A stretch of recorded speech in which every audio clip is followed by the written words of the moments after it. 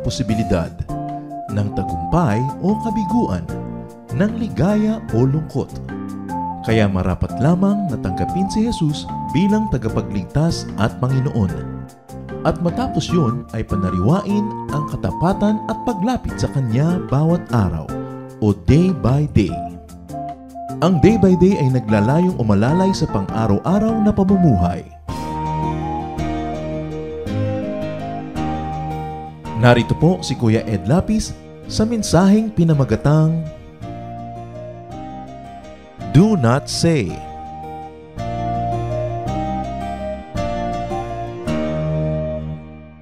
What you say can affect your ears. Bago pa marinig ng ibang tao ang sinasabi natin, tayo na una nakarinig. So what affect your ears can affect your brain. Therefore, it can affect your entire personhood.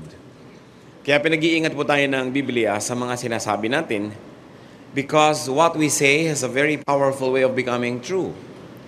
What we say has a powerful way of becoming believed by us. Kaya kung yung mga sinasabi natin, kahit hindi natin paniniwalaan sa simula, nagsisimula nating mapaniwalaan.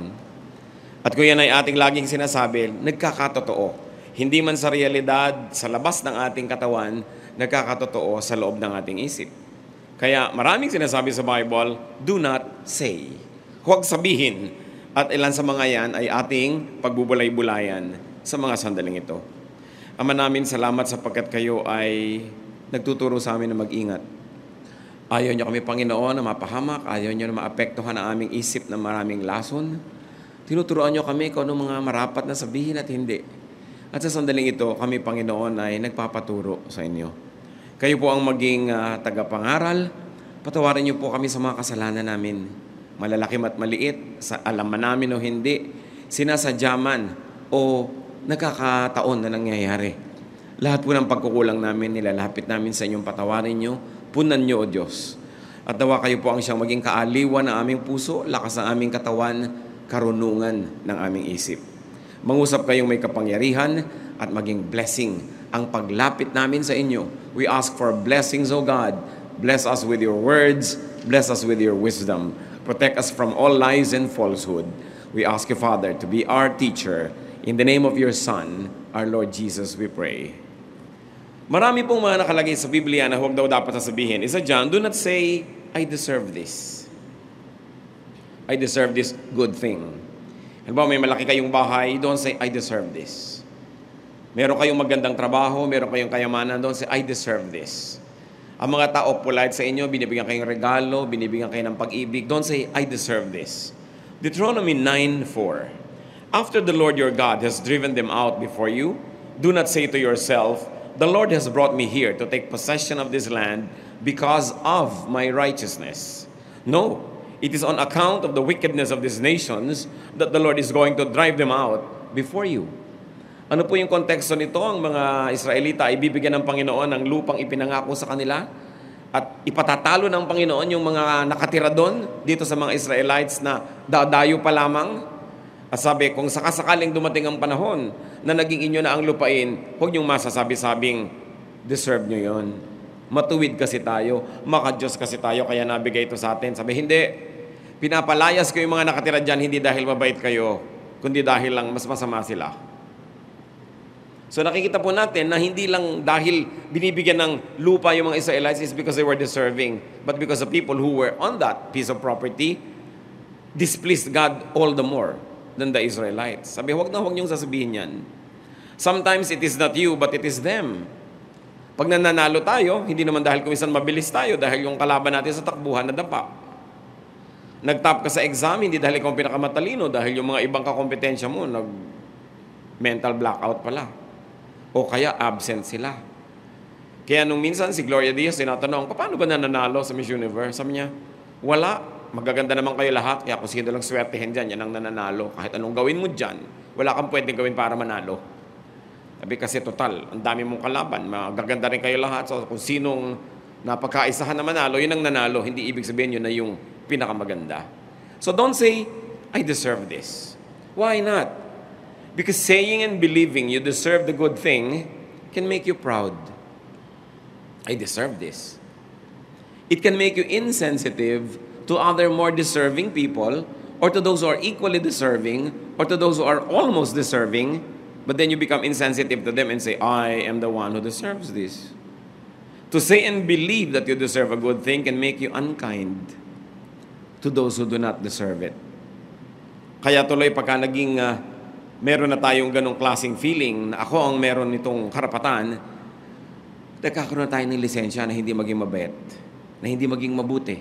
Kasi sinasabi natin, they don't deserve it. I deserve it. So ako ang dapat guminhawa. Ako ang dapat ganito. Ako ang dapat ganyan. Ganyan kuminsan sa pamilya. Kung ikaw yung kumikita ng mas malaki, you deserve it. Ikaw na ang you deserve na pumili ng papanooran ng TV channel. You deserve na pumili ng kakainin ninyo. And you have a tendency to be unkind the moment you think that you deserve a good thing. And saying and believing such things can make us selfish. Magiging makasarili tayo kung iniisip natin, tama, dapat lang akin yun. And very often, it can make us abusive. Maabuso tayo dahil naisip natin, sa akin naman talaga dapat yun eh. Ako dapat ang nagde-deserve niyan. It's a challenge, brothers and sisters. Naisipin natin, ano-anong mga larangan ng buhay natin, yung nagsasabi tayong, I deserve it. I deserve your attention. I deserve your kindness. I deserve your gifts. I deserve this. I deserve that. No. No one is good. No one is good enough to deserve anything good from God, from men, from life. If good things come our way, God is just being gracious. Or probably the other people around us just deserve it less. But never be proud. Another thing that the Bible cautions us against saying is, don't say later to a needy person. Nangangailangan na yung tao ngayon, huwag mo nang sasabihan ng saka na lang. Bukas na. Next week. May sakit na siya ngayon, sabi mo, dadalawin kita next month. Galing na siya next month. Di na kailangan ng dalaw mo. O kaya baka patay na. Isasabi mong, tutulungan kita next week. Sabi nga ng mga Tagalog, aanin pa ang damo kung patay na ang kabayo. Isang kasabihan na nung araw, maraming kabayong alaga ang mga tao, pinapakain nila yan ng damo. Pero what's the point in trying to give damo na patay na? Dahil namatay na sa gutom, ang tagal na naghintay. Huwag mong sinasabing later kung meron ka ng magagawang mabuti. Proverbs 3:28, do not say to your neighbor, come back later, I'll give it tomorrow when you now have it with you. Huwag nang tinatagalan pa. Lalong-lalo kung pasweldo sa mga maliliit na tao. Leviticus 19:13, do not hold back the wages of a hard man overnight. Kung arawan lang yan, bayaran mo na pagka lumulubog na yung araw. Huwag mo nang hawakan pa hanggang bukas dahil isang kahig, isang tuka siya, ikakabuhay niya yan, kailangan niya ngayon, ibigay mo na. Kaya ang mga mangungutang, ang mga tumatanggap, dapat padaliin natin sa mga nagbibigay sa atin na maging mabuti. Kumisan tayo rin ang nagtuturo sa kanila na maging maramot, na maging mapagpahirap. Kasi merong pagka-umutang, pautang naman ng 20,000. Kasi mo, teka lang ha. Pumasok ka sa kwarto, dala-dala mo yung 20,000. Ano na, 30 nga pa lang kailangan ko. Dadamihan na. O kaya bukas nandun na naman, pautang naman ng 20,000. May mga tao kasi, pag binibigyan mo sila ng mabuti at hindi mo tinutuos, hindi mo ipinapahalata na hirap ka rin sa pagbibigay, hindi ka na dumadaing. Akala nila ang dali, ang ginagawa nila, binabaliwala yung binibigay mo. Madali naman sa kanya yan eh. Sabi, huy, bayaran mo na yung utang mo sa kapatid mo. Malaki naman ang kita niya eh. Diba? Ang dali-dali naman sa kanyang kitain, yung konting perang mahalaga sa akin. Kaya pag sinabi mo na, o kailangan mo, o sige, teka, kukunin ko lang. Ba't di ko ba nalakihan ang sinabi ko? Magsisisi pa. Tapos babaliwalain niya yun. Ang dali-dali naman sa'yo yan eh. Baliwala naman sa'yo yung binibigay mo sa akin. Mayaman ka naman, malaki naman ang kita mo. Yan po ang problema sa mga tao na binibigyan mo na hindi mo ipinapakita na nasasaktan ka habang nagbibigay ka. Akala nila gano'n lang kadali. Binabaliwala tuloy. Mamaya obligasyon mo na. Kaya tuloy yung iba nadadala. Nandito yung hipag mo, umuutang ng 10,000. So ano sasabihin mo? Bumalik ka next week, mag-iipon ako, gagawa akong paraan. Kahit nandito na yung 10. Paano pag inilabas mo agad? Abusado na. Akala niya gano'n na lang kadali yun, hindi na niya babayaran yun. At hindi na niya appreciate yan kasi ang dali naman pala, marami ka pa siguro dyan. Ang liit naman ang pinahiram mo sa akin. You know, these people who are borrowers, who are recipients, who are not good at heart, make other people who are good, bad. Tayo rin ang nagtuturo sa mabuting puso na sumama. Tayo ang nagtuturo sa mga palamigay na maging maramot din kung hindi mo binibigyan ng halaga ang ibinibigay sa iyo. Pero ang mahalaga na itinuturo dito, kung ikaw yung may kapangyarihan na magbigay, do not delay. And especially payment or reciprocation or appreciation, do not delay. Why not? Because delaying will make you insensitive. Delaying can desensitize you. Pag hindi ka nakikinig agad ngayon sa pangangailangan ng kapwa, nasasanay ka na nakakarinig ng mga iyak, mga daing na hindi mo binibigyan agad. At kahit sa simula, may intensyon ka magbigay bukas, next week, sa dalas mong marinig na hindi ka pa umaaksyon, mamaya wala nang talab. And you become insensitive. And you get dehumanized. So don't say later to a needy person. Another thing that the Bible says is, do not say, I will take revenge. Gaganti rin ako sa iyo. Ayaw na ayaw ng Panginoon na sinasabi natin yan, gagantihan kita. Maramot ka sa akin, magdadamot din ako sa iyo. Nalimutan mo ang birthday ko, kakalimutan ko rin ang birthday mo. Ayaw mo akong batiin, di rin kita babatiin. Proverbs 20:22, do not say, I'll pay you back for this wrong. Wait for the Lord, and He will deliver you. Yung nagbabalak ka ng masama laban sa iyong kapwa, sa tingin mo nagawang ka na hindi maganda, ang ibabalik mo hindi rin maganda, God is our judge. Romans 12:19, Beloved, never avenge yourselves, but leave room for the wrath of God. For it is written, Vengeance is mine, I will repay, says the Lord. Huwag ka mag-iisip na magbalik ng masama sa masama. At kung minsan hindi nga masama, akala mo lang pala masama. Ang interpretation mo, ang reading mo, ginagawan ka ng masama. So gagawa ka na rin ng masama. Mali pala yung reading mo. Pagka ka pala sinukat sa timbangan ng Diyos, ikaw lang yung gumawa ng masama, yung ginagantihan mo, hindi. Akala mo lang gumagawa sa'yo ng masama. Paano ngayon kung talagang gumagawa nga ng masama, tapos ginawan mo ng mabuti, sa palagay mo, anong tingin sa'yo ng Diyos nun? So don't pay wrong for wrong. And when your enemies or perceived enemies fall, do not rejoice. Sabi mo, ayan, buti nga, nakaganti rin ako sa iyo. Proverbs 24:17-18, do not rejoice when your enemies fall, and do not let your heart be glad when they stumble, or else the Lord will see it and be displeased, and turn away His anger from them. Pagka yung mga kalaban mo nagkakaroon ng mga hirap sa buhay, kinatutuwa mo, maaaring mawala ang galit sa kanila ng Diyos at sa iyong mga baling. Yung meron ka mga kalaban na kamag-anak, mga mahal mo sa buhay na kainisan mo, tapos bigla silang nasunugan, ay buti nga. Nagkasakit, ay buti nga, nagkasakit ka, ayan. Nakikita ng Diyos ang lahat ng ating iniisip. At pag lagi natin ginawa yung ganyang pagsasalita, nagiging habit. Ang habit nagiging character. The Lord's justice is best. Kung sa palagay mo, ikaw ay naatrasuhan, masama ang ginawa sa'yo, ipasa Diyos. Yun naman kung naniniwala kang may Diyos. Pero sabi tayo ng sabi, naniniwala tayong may Diyos. Hallelujah, praise God. If God wills, yung mga bukang bibig natin, pero nakikita ba yan sa ating pananaw? Lalong-lalo kung sa tingin natin, tayo ay nagawa ng mali. Ayaw ng Diyos ng mali. At siya ang magtutuwid nun. The Lord's justice is exact. It is timely. And very importantly, the Lord's justice is reformative. It is seldom destructive. Pag umandar ang katarungan ng Diyos, nagtutuwid lang. Hindi naninira. Nagiging masakit lang kasi liko ka, tinutuwid ka, masakit. Pero hindi ka talaga sinasadyang saktan o sirain. Pero merong mga tao at sadyang nananakit. Sasaktan ko ang loob mo. Pag sasalitaan kita ng masama, o kaya di kita papansinin, masasaktan ka rin. Yung nananakit ka, alam yun ng Panginoon. Hayaan mong siya ang kumilos. Kung merong dapat ituwid, siya ang dapat natuwid. Siya ang dapat magtuwid noon. Because avengers can overdo it. Alam ba natin ang ating hangganan bilang mga tao kung hanggang kailan sapat na ang ginagawa nating paghihiganti? Because vengeance is addictive. Pag nakita mong nakakasakit ka ng kapwa na gusto mong saktan, lalo kang ginaganahan at mas dinadagdagan mo ang pananakit. Alam mo ba kung kailan titigil? Avengers can abuse and they can destroy the other person as well as themselves. Hindi ka pwedeng sumira ng isang tao, kalaban mo man siya, na hindi ka masisira din. Because God is watching. Lalo na kung hindi mo naman talaga tunay na kalaban, tapos sinisira mo, masisira ka lalo. So in action, in words, in philosophy, in policy, do not be vindictive.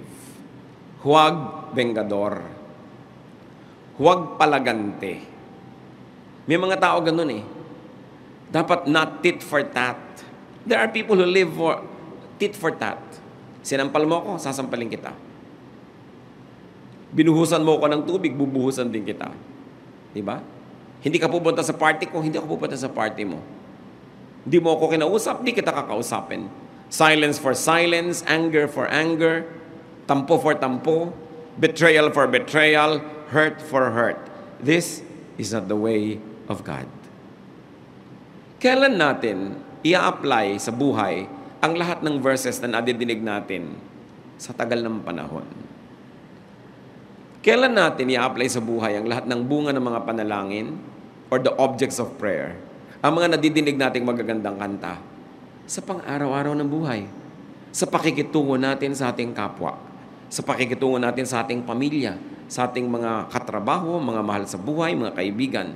Pero pag vengador ka, palaganti ka, ang ginagawa mo noon, hindi lang sila ang sinisira mo, pati ikaw.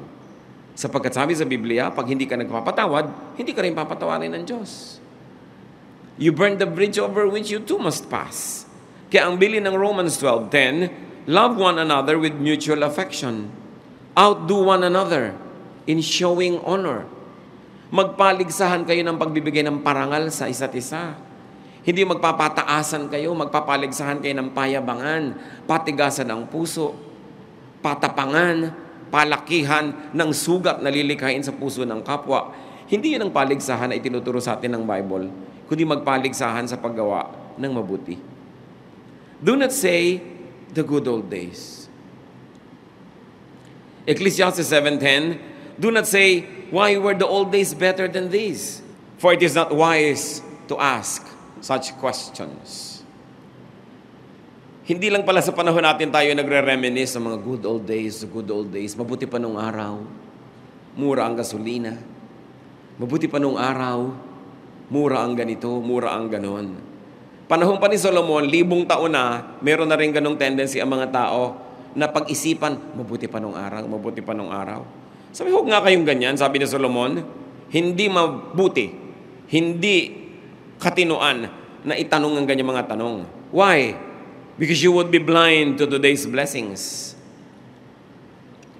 And if you became blind to today's blessings, you would be unhappy. Katulad ng sabi ni Percy Bysshe Shelley, we look before and after and pine for what is not. Wala kang tinignan kundi yung nangyari na o yung mangyayari pa lang at ang hinahanap mo yung wala. Hindi mo natitingnan yung ngayon. Days are generally better. Life improves. Nung araw, kahit may pera ka, appendicitis lang, mamamatay ka. Pagka ngayon ine-x-ray yung mga mummies na mga pharaohs, namatay sila kumisan dahil lang sa namamagang ngipin, na-infect ang mga bagang. Nakikita nila, ito ikinamatay ng pharaoh na to. Minsan walang kakwenta-kwentang pagkakapilay sapagkat wala silang surgery, kinakamatay. Nung araw, ang mga Roman emperors, para lumamig yung mga kwarto nila, nagpapahakot sila ng mga tipak-tipak ganggang bahay ng mga yelo sa Alps. Ibinababa ng bundok, dinadala sa city of Rome. Ang liit na pagdating, ganggang suntok na lang. Ngayon, kahit na ordinaryo ka lang nakawani, nakakapag-aircon ka. Kahit nga walang-wala ka, pumasok ka lang sa mall, lumalamig na yung katawan mo.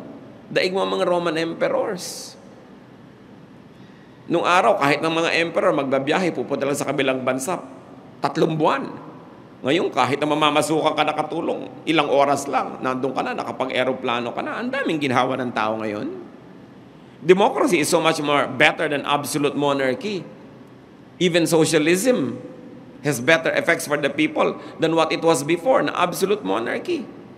Medicine is improved so much. Transportation and mobility, education. Dati mga prinsipe at prinsesa lang ang nag-aaral. Ngayon, napakarami nakakapag-aral. Technology is improved so much. Kahit nasa kaloob-looban ka ng kwarto mo, nakakapag-text ka. Nung araw, kahit mga chief ng mga Indians, magpapausok-usok pa para magpadala ng mensahe sa langit. Kung umihip ang hangin, nabura patuloy. Pero ikaw, kahit ngayon magbabalot, nagte-text-text ka dyan. Yung hindi yan naranasan ng kahit na sinong mga emperor at mga hari sa Europa noong araw. There's a lot of comfort today. So, yung sinasabing the good old days. The days are better. Sasabi, mahirap ang pera ngayon. Mga tao nga, ang dami-daming na ibabayad sa load. Sa dami ng binabayaran ngayon na hindi binabayaran nung araw, mineral water, binabayaran ba yun nung araw inumin? Hindi. Yung inumin ng kalabaw tsaka inumin ng tao, pareho lang. Buhay din naman pareho. Diba? Ngayon, nagbabayad ka pa ng mineral water, nagbabayad ka pa ng load, may binabayaran ka pa ngayon ng mga cable. Walang cable nung araw. Walang ganyan mga bayad-bayaran. Diba? Nagbabayad ka ng internet. Ang dami binabayaran ng tao ngayon. Saan kayo kumukuha ng pambayad kundi mas maraming pera ngayon kaysa nung araw? Appreciate the blessings. Don't say the good old days. The days are getting better. Lagi natin sasabihin, ayan, pasama ng pasama, papangit ng mundo. Kasi wala kang iniisip kundi magwakas sa mundo. Pero ang totoo, appreciatein mo, gumaganda, umaayos. Nung araw, pag kulot ka, talagang mamamatay kang kulot. Wala kang pag-asa. Di ba ngayon, planchahin lang ng 2 oras yung buhok mo, ganyan ka na lang ganyan. Natupad ang pangarap mo. Kahit kapaita. Ang hirap-hirap ng tao, reklamo ng reklamo. Pati peklat ngayon, nabubura. Willing ka lang huwag magmerenda ng 3 buwan, pumunta ka sa dermatologist, bura ang peklat mo. Ang ngipin na itatanim, hindi ka pwedeng mamatay ng bungi. Tulad ng araw, nabungi ka na, sorry, mamamatay ka ng bungi. Pwede kang magpatanggal, magpakabit ng nunal. Maraming pwedeng gawin ng tao, so magpapasalamat tayo. Don't say, the good old days. God is making life better and better. You should have the eyes to see it. Kailangan nakabukas ang mata mo para hindi ka reklamo ng reklamo. Do not say, I'm only a woman. I'm only a man. I'm only poor. I'm only an ordinary person. I'm only a child. Pag binalikan natin si Jeremiah, nung siya in-appoint ng Diyos na maging propeta, ito ang sabi niya sa Jeremiah 1:7-8. But the Lord said to me, do not say, I'm only a child. You must go to everyone I send you to and say whatever I command you. Do not be afraid of them, for I am with you and will rescue you, declares the Lord. So, huwag mo sabihin bata ka lang. Huwag kang magdahilan dyan. Huwag mo sasabihin ganito ka lang, ganun ka lang. Pati si Timothy, isang batang pastor, sinabihan siya ni Paul, 1 Timothy 4:12, don't let anyone look down on you because you are young, but set an example for the believers in speech, in love, in life, in faith, and in purity. So do not let anyone despise you because of your age. Matanda na ako, bata pa ako, etc., etc. Or your gender, or your race, or your looks. Because you would only disempower yourself. Pagka ikaw na ang nagsisimulang mamintas, magmaliit sa iyong sarili, ano pang inaasahan mong gagawin ng iba sa'yo? They will follow your lead. Hindi tayo kailangan magmalaki, pero hindi din natin dapat maliitin ang ating sarili. Because Jesus approved of and empowered children. He also approved of and empowered women, even outcasts and sinners, the poor, the sick. Lahat ng mga kinoconsider nila na puwera, hindi kasali, outcast, they were empowered by Jesus. They were accepted, loved by Jesus.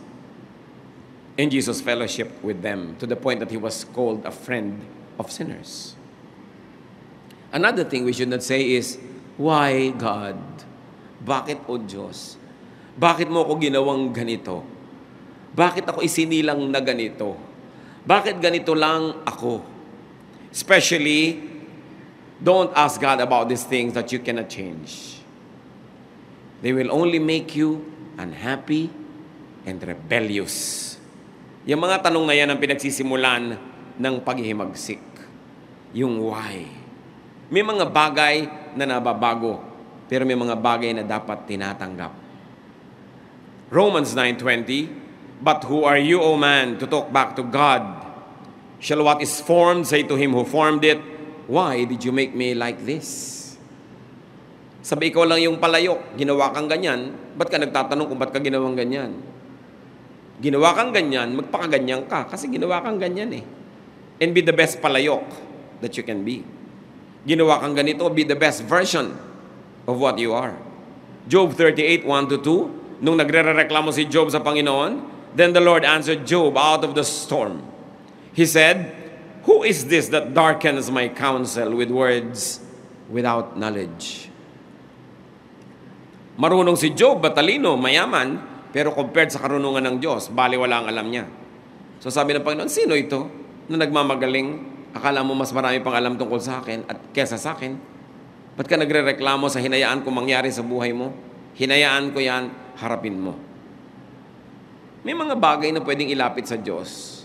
Dahil mahal tayo ng Diyos, kaibigan tayo ng Diyos.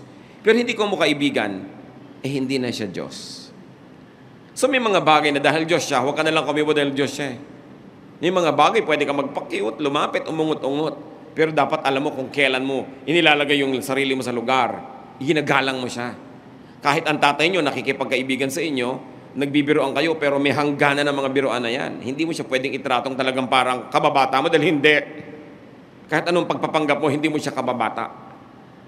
Kung ang mga boss ninyo sa opisina, ang inyong mga superior, nakikipagkaibigan, mabuti ang turing sa inyo, yes, makipagkaibigan, pero huwag kayong lilimot na may hangganan yon.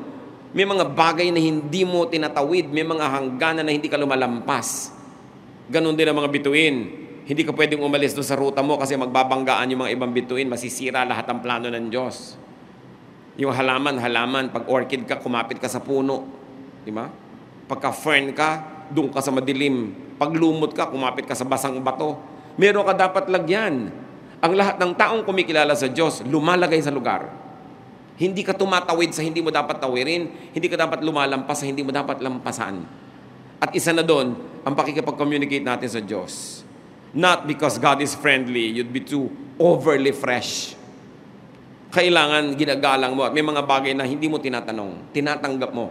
Lalo't alam mo na permanente yun, nandun talaga. May mga bagay na pwede kang ibahin. Hindi masamang ibahin. Pero paano natin malaman yung mga yon? Kailangan natin ng spiritual wisdom.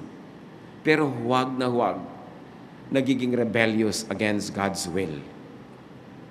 Iba yung nagtatanong, iba yung tanong na merong kasing galit. May sama ng loob, may puot. Yan ay hindi itinatanong.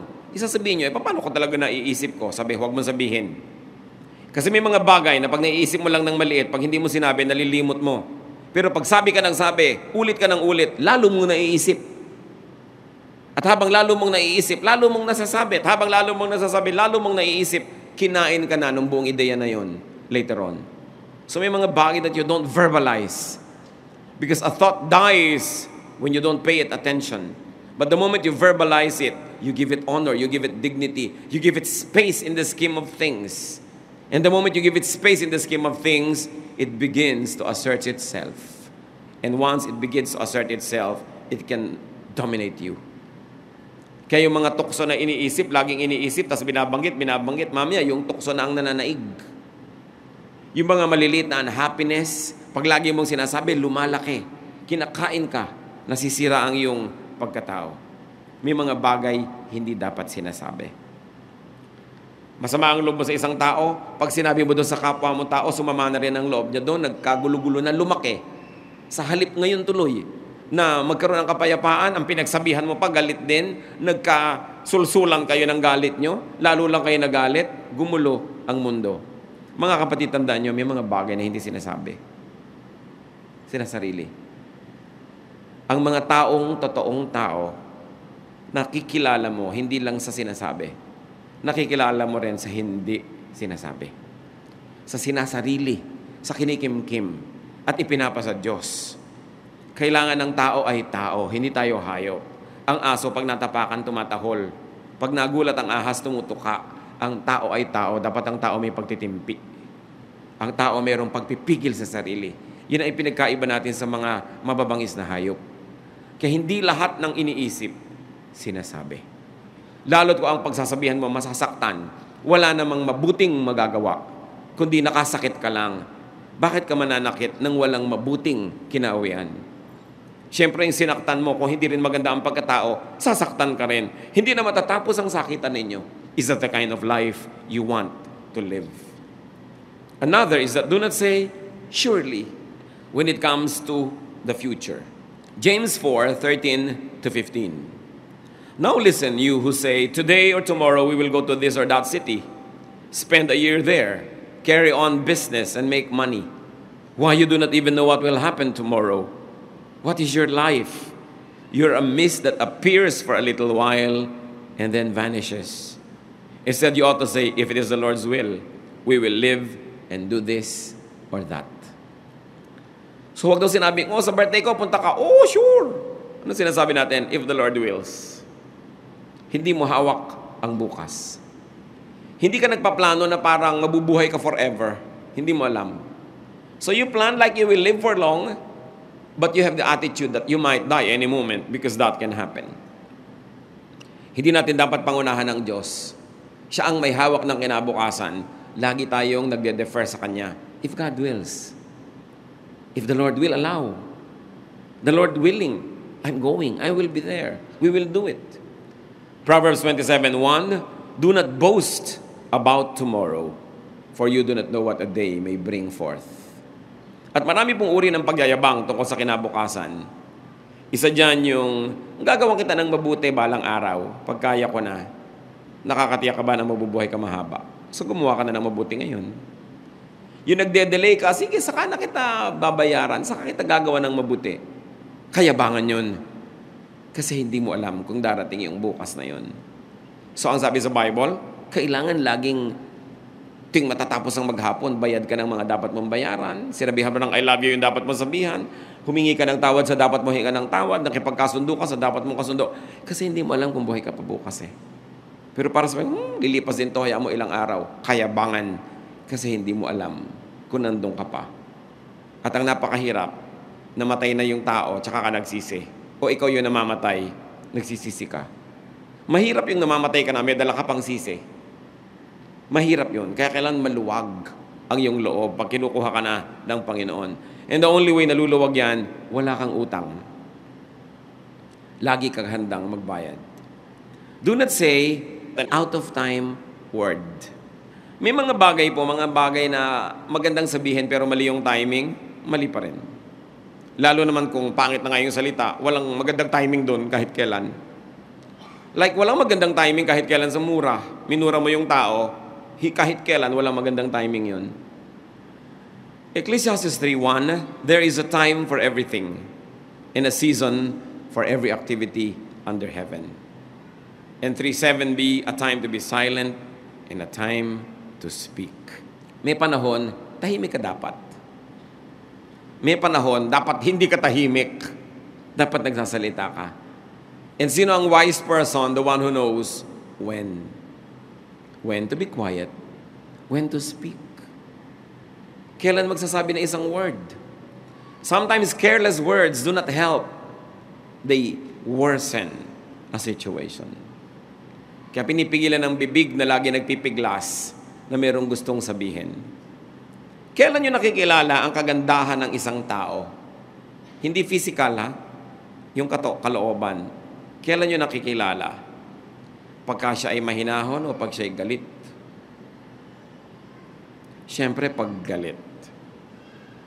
Lahat ng tao, masamamang tao, pag mahinahon siya, masarap siyang kasama. Maganda ang buka ng muka, maganda ang sasabihin. Pero galitin mo o subukan mo't galit. Yung inilalabas na ugali, paggalit, ang tunay na ugali ng tao. Kasi kung hindi ka naman galit, siyempre, mapagbigay ka. Pagka binigyan ka, thank you. Pero pag galit ka ba, inabutang ka pa rin ng kape, sabi mo pa rin ba sa asawa mo, thank you. Di ba? Baka tabigin mo pa yung kape. Kasi galit ka. Pag galit kayo mga kapatid, you are under trial. Dahil doon nyo ipakikilala ang tunay nyong pagkatao. Pagka kayo ubusan ng pasensya. Kaya lahat tayo dyan, kailangan magsiyasat ng sarili. Kasi meron talagang nice, ang gaganda ng mukha, ang gagandang ngumiti, ang susweet mag-hello, ang susweet mag-hi. Pero, pag nagalit na, yung ugali lalabas, yun ang totoong siya. Not that person when he is cheerful. Not the person when she is well, when she is having her way. But when things go wrong, that's when the real personality comes out. Kaya marami pong mag-asawa. Dalawa lang ang nangyayari habang tumatagal ang panahon. Lalo mong namamahal. Kasi nakikita mo ang kanyang asal sa oras ng kagipitan. Sa oras ng hirap. Sa oras na nakakagalit. Sa oras ng gutom. Sa oras ng pagod. Lumalabas yung tunay na tao. At kung maganda yung lumalabas, lalo mo namamahal.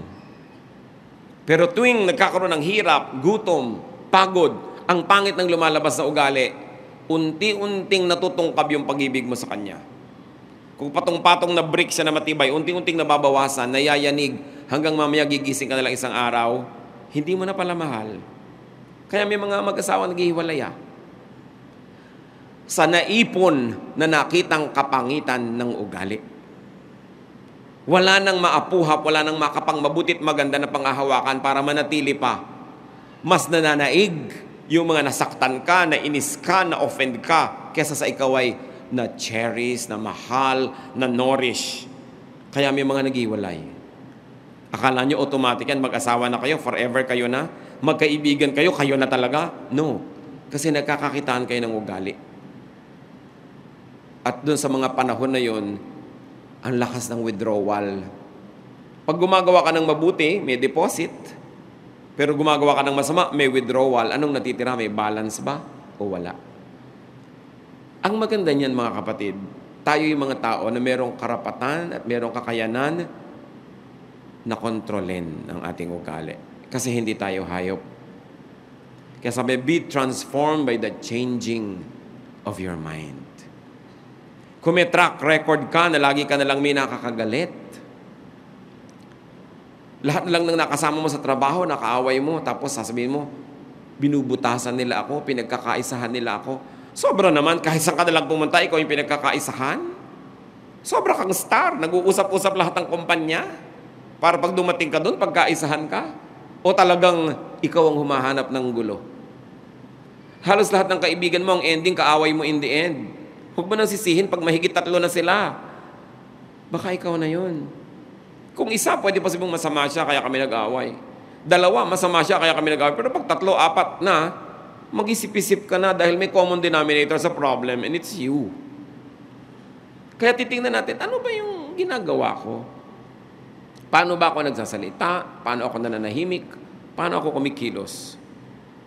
What was appropriate to say 1 second ago no longer is.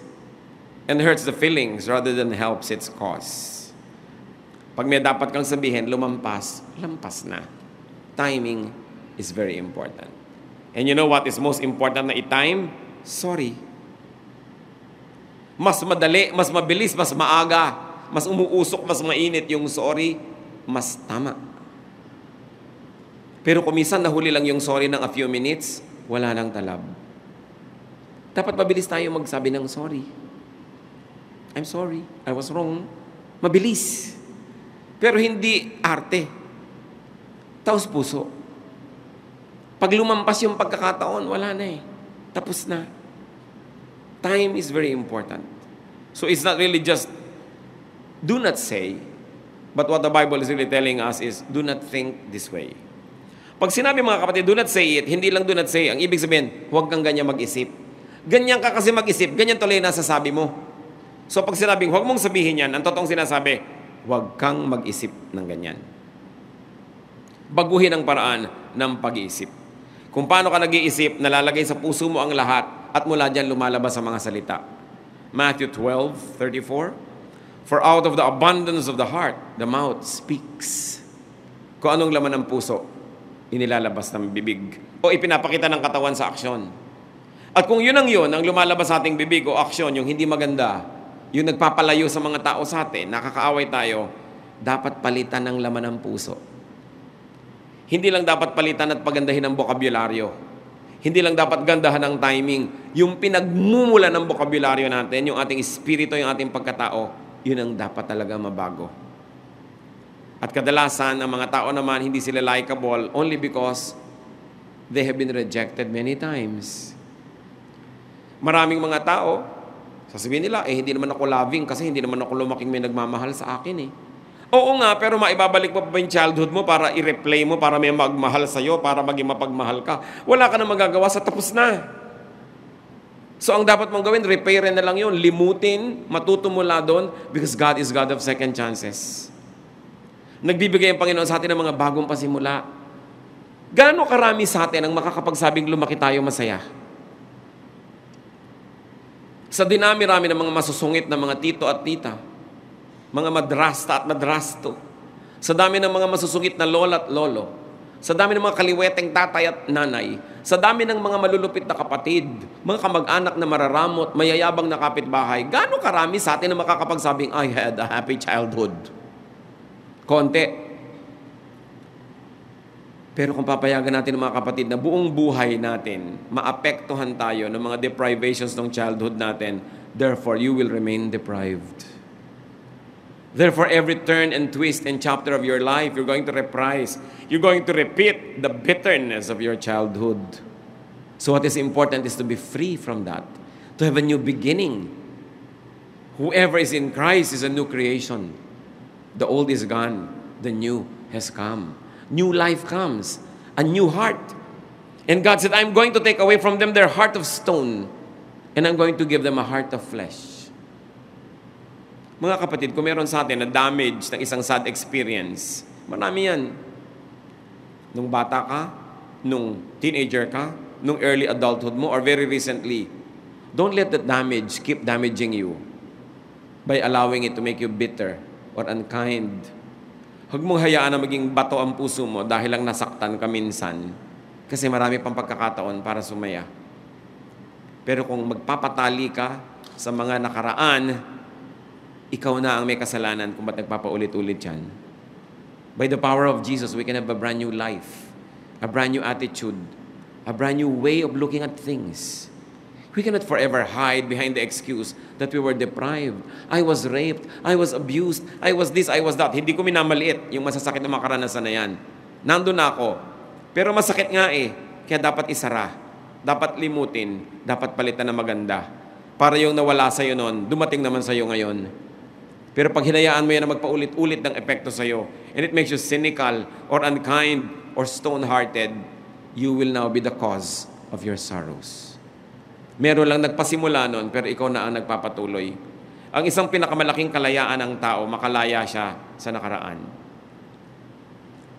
Pag more than 10 ka na, 20, 30, 40, 50, imposible na spotless ang nakaraan mo. Marami na yung sugat. Marami na yung latay. Marami na sakit, hirap at dusa.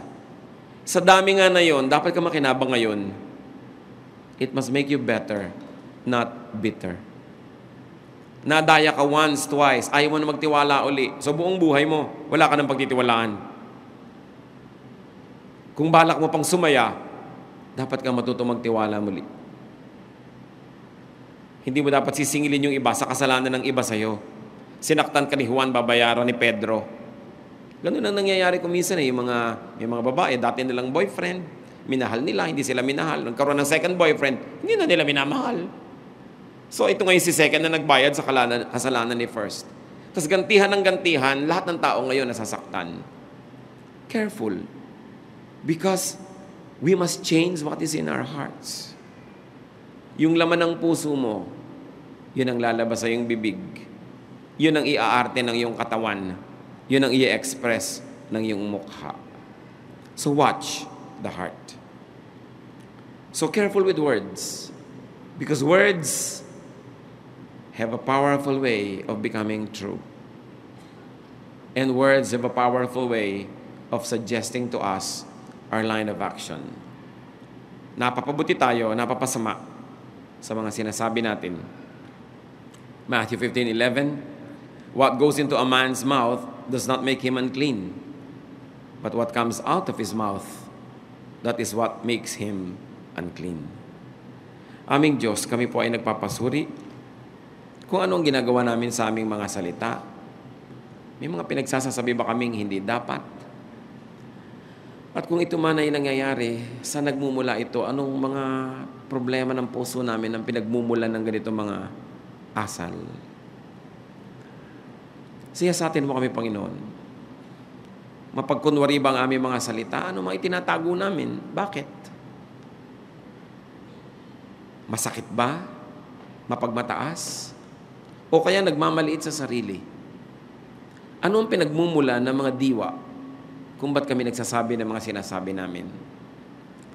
Bakit may mga masusungit, may mga matataray? Bakit may sobra namang mapanglait sa sarili? Bakit may mayayabang? Ba't may iilap? Lahat kami, Panginoon, alam mo, biktima ng marami mga hirap sa buhay. At ang aming dalangin, kumilos kayo para makalaya kami na sa aming bibig, sa aming salita, hindi lang yung salita ang mapansin, yung pinagmumula nito na puso at kung anong laman nito. Magbulay-bulay tayo mga kapatid sa ilang saglit. Kung ano ang kahulugan sa atin ng mga mensaheng ito. At habang lahat ay nakatungo, nais ko pong manalangin mga kapatid. Kung sino man sa atin ngayon, ang alam nyo may mga nakaraan, may nangyari sa nakaraan na masakit, mahirap. At patuloy itong umaapekto sa inyo.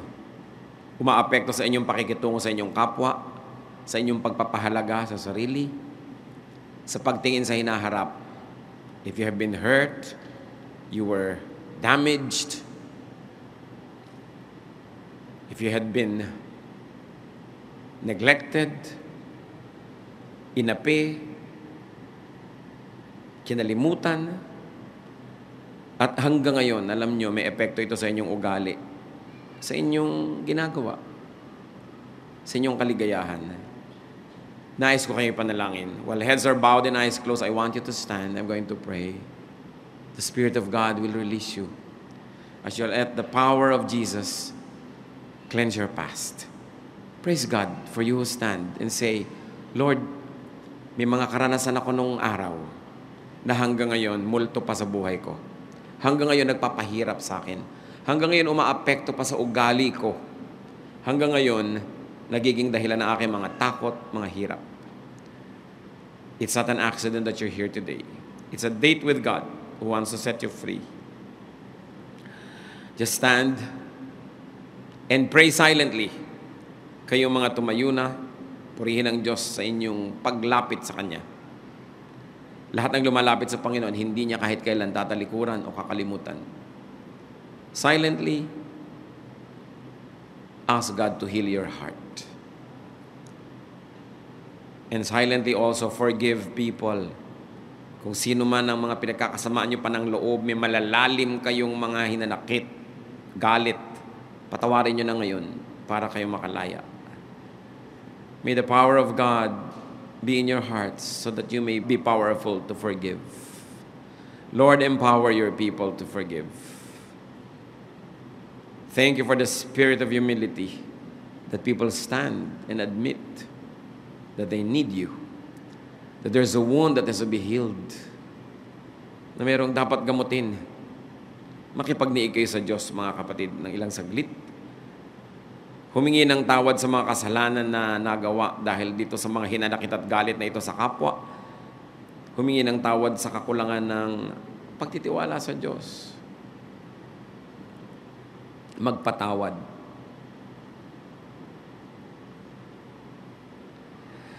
Panginoon, sa pagtayo na yung mga anak na ito, kinikilala ang isang katotohanan na kayo'y nanggagamot.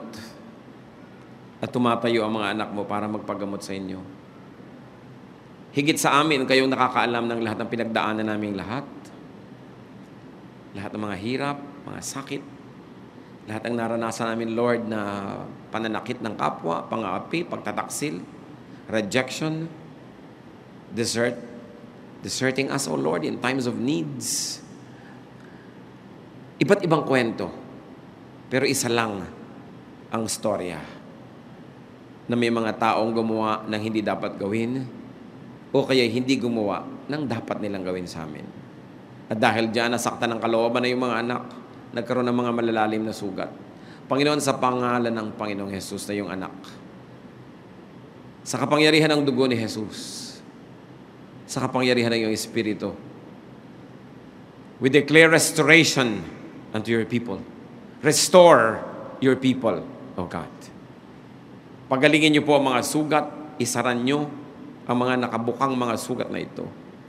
Paghilumin, hawakan niyo na yung mapagpalang kamay at bigyan niyo ng kagalingan. Bigyan niyo ng kapangyarihan ng mga anak niyo magpatawad sa mga taong iniisip nilang nagkamali sa kanila. At palayain mo sila, Panginoon, sa mga pagkakadala, sa hirap, sa kawalan na ngayon ng tiwala sa kapwa. Palayain niyo at ang sa ganun magkaroon ng mga bagong pananaw, bagong pag-asa. At sa tulong niyo at sa karunungan na ibibigay niyo, turuan niyo yung mga anak, Panginoon, kung sino ang mga marapat pagtiwalaan. At ganun din kung sino ang patuloy na dapat pag-ingatan. Nawa, Panginoon, sa pagkilos niyo, ang mga anak mo magkaroon ng mga bagong pag-asa, bagong pananaw, bagong bokabularyo, bagong paraan ng pakikitungo sa kapwa. Bunutin mo ang mga ugat, Panginoon, ang mga hinanakit, puot, galit. Take away all the bitterness in your people's hearts. Take away the heart of stone and replace it with the heart of flesh, so that we may all love again, and we may be loved by you and by others, and that we may dispense love instead of hatred, goodness instead of evil, that we may be agents of your goodness, ambassadors of your holiness. Bless your people, O God. We thank you, we honor you in the name of your Son, Jesus. Magsiupo kayo at ang lahat manatili sa pagkakayo ko sa diwa ng panalangin. Patuloy tayo humingi sa Ama ng mga katuruan, application ng mga napag-aralan natin ito.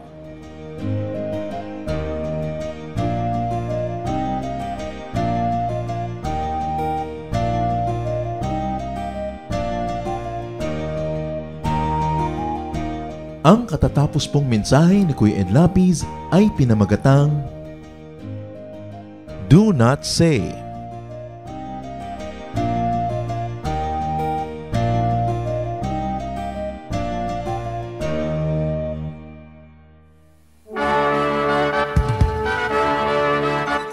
Halina't sama-samang sumamba at magdiwang sa Day by Day Jesus Celebration kasama si Kuya Ed Lapiz. Bulwagan ng Panginoon, PICC, one Sunday a month, Philippine International Convention Center, Rojas Boulevard, Pasay City. All other Sundays, sa mga day-by-day mini-bulwagan ang pagtitipon. Para sa buwan ng Oktubre, gaganipin ito sa October 6, 2024. 8 a.m. ang First Jesus Celebration, 10 a.m. naman ang Second Jesus Celebration. Para sa iba pang detalye, bisitahin ang ating official Facebook page, Day by Day Friends.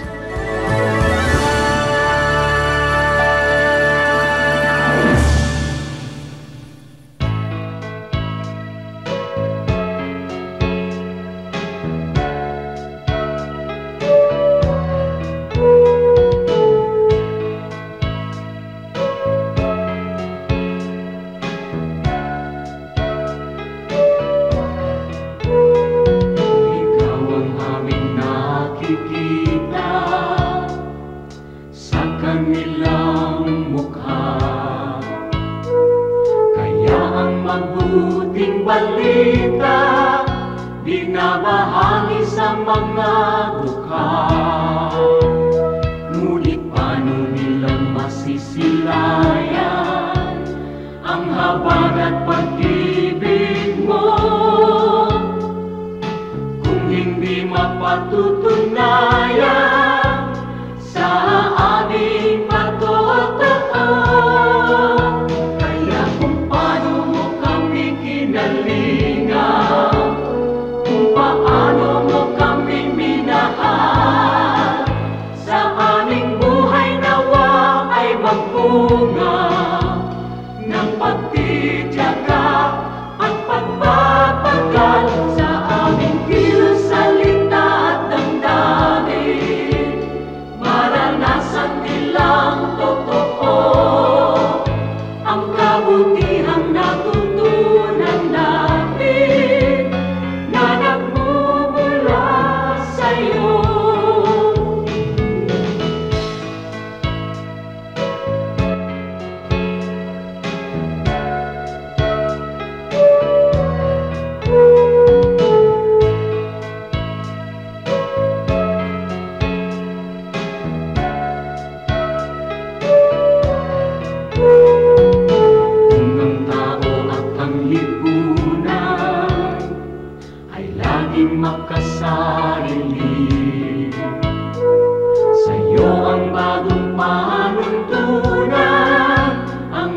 maglingkod at magsilbi.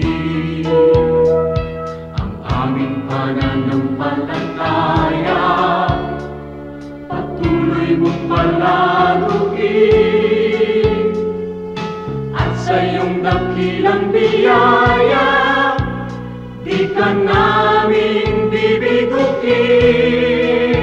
Kaya kung paano mo kami kinalingan, kung paano mo kami minahal, sa aming buhay nawa ay magbunga ng pagtitiyaga at pagpapagad sa aming kilos, salita at damdamin. Maranasan nilang totoo ang kabutihang natutunan namin na nagmumula sa iyo. Ang kabutihang natutunan namin na nagmumula sa iyo.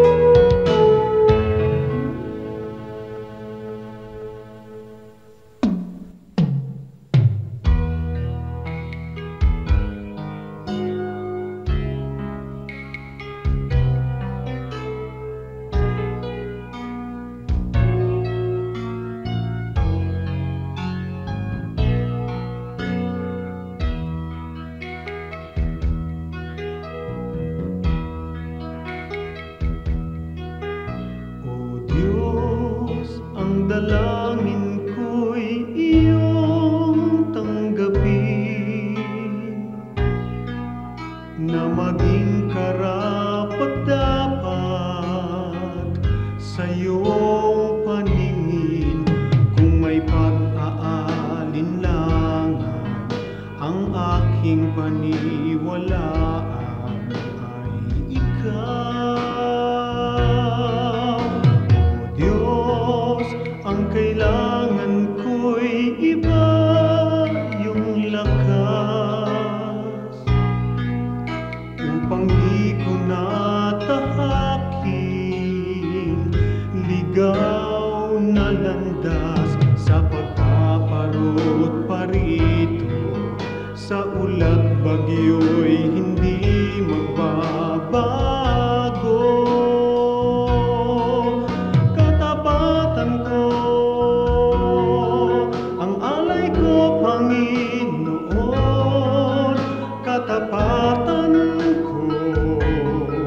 sa'yo'y panghabang panahon. Kahit minsan na tiwala ko'y di kukupas, katapatan ko panatiliin mong wagas.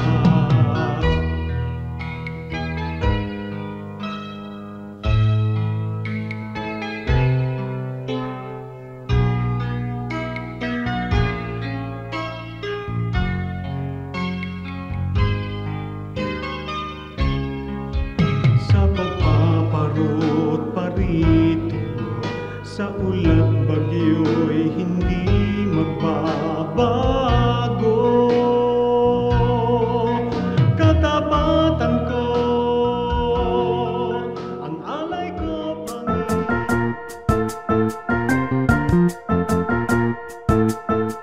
Oras na po para pansamantalang magpaalam ang programang Day by Day. Tayo po'y magsama-sama tuwing ika-6 hanggang ika-7 ng umaga, araw-araw. Magandang umaga po at mabuhay ang Panginoong Hesus!